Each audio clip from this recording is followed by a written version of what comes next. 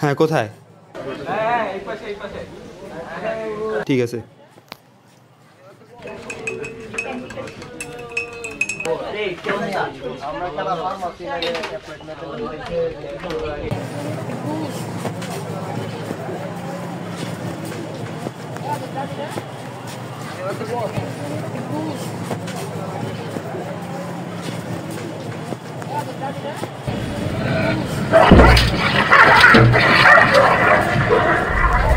কিরে, কই হারিয়ে গেলি?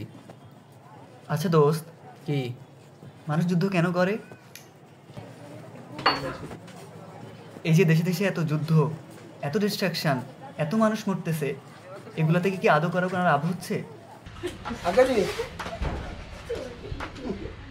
দেখ, যখন আমরা আড্ডা দিতেছি এই জায়গার মধ্যে, আমরা চা খাইতেছি, কিন্তু যেখানে যুদ্ধ হইতেছে ওখানে কি পরিমাণে লাশ পড়তেছে ওই অ্যামাউন্টটা আমাদের কাছে জানা নেই, সংখ্যাটা আমাদের কাছে জানা নেই। তুই জানোস এই সংখ্যাটা? না। তুই জানোস? আরে বেটা থাম, দুনিয়া হলো সার্ভাইভাল অফ দ্য ফিটেস্টের খেলা। যুদ্ধ যারা কোনো জাতি আগায় না, যে জাতি যত যুদ্ধ করে সে জাতি তত আগায়। আর নিজের অস্তিত্ব টিকায় রাখতে হলে এগুলো যুদ্ধ করে লাগে, বুঝছস? মূর্খের মতন কথা বলিস না। মানুষের অস্তিত্ব টিকায় রাখার জন্য যুদ্ধই করতে হবে, এটা তো কোনো মানে হয় না। তো মানুষের জীবনে তো ভ্যালু আছে, মানুষের জীবনে তো মূল্য আছে। এখানে মূল্যটা থাকতেছে কই? এই যে বলতেছিস যে যুদ্ধ করতে হবে। আরে সবাই কি তোর মতো দার্শনিক হয়? যেদিন নিজের দেশের মধ্যে, নিজের ঘরের মধ্যে শত্রু ঢুকবে ওই দিন বুঝবি। ওই দিন তুই যুদ্ধ না করে কই থাকবি? তোর এইসব নীতিকথা বইয়ের পাতাতেই মানায়। যাই বলিস, যুদ্ধ শুরু করে তো নেতারা, আর মরতে হয় আমাদের মতো সাধারণ মানুষদের। আসলে তারা অস্ত্র সাপ্লাই দেয়, কিন্তু মরতে হয় আমাদের। যুদ্ধের পরে কি কাউকে মনে রাখে এরা? এক্স্যাক্টলি, আমি এটাই বলতে চাইছি। মনে তো রাখেই না, উল্টা করে লাশের উপর রাজনীতি। তারপরে ছিল যে সেম আগের খেলা, আগের মতনই, নতুন খাবে পুরানো চিঠি।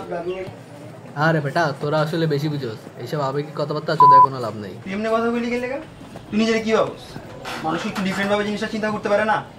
তোদের মতো মাথা তো এমন কর যে মাথা মোটা, এর কারণে দেশে দেশে যুদ্ধ হয়। তুই মাথা মোটা কারে বলছো?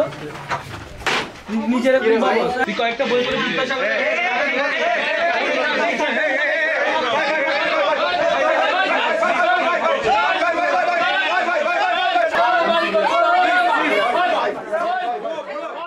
তবু মানুষের এই দীনতার বুঝি শেষ নেই, শেষ নেই মৃত্যুরও।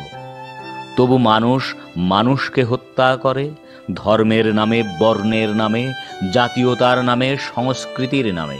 এই বর্বরতাই অনাদিকাল ধরে আমাদের এই পৃথিবীর শান্তিকে বিপন্ন করেছে। হিংসার এই বিষ লক্ষ কোটি মানব সন্তানকে নির্মমভাবে হত্যা করেছে। জীবনকে জানবার আগে, বুঝবার আগে, উপভোগ করবার আগে ঘৃণার আগুনে পুড়িয়ে নিঃশেষ করেছে অসংখ্য প্রাণ।